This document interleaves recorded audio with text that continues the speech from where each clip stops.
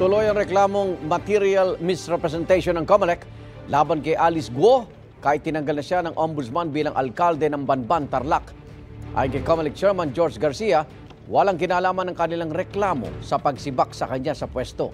Dito August 13, pinasampinan ng COMELEC si Guo kaugnay ng reklamong may kinalaman sa pagsisinungaling umano sa kanyang Certificate of Candidacy noong eleksyon 2022. Iniintay pa ng COMELEC na maghain ng counter affidavit ang kampo ni Guo. Hiniling naman ni Guo sa Department of Justice na ibasura ang reklamong qualified human trafficking laban sa kanya. Kaugnay naman ito sa koneksyon umano ni Guo sa ni-raid na Pogo sa Bamban kung saan mahigit 800 Pogo worker ang nasagip.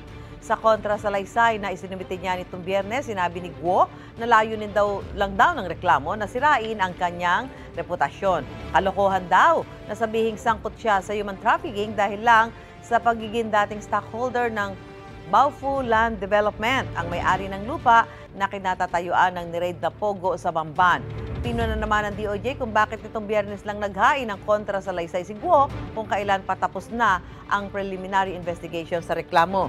Gayunman, pag-aaralan daw nila ang hiling ng dating mayor. Igan, mauna ka sa mga balita. Mag-subscribe sa GMA Integrated News sa YouTube. Sa mga kapuso abroad, subaybayan nyo kami sa GMA Pinoy TV at sa www.gmanews.tv.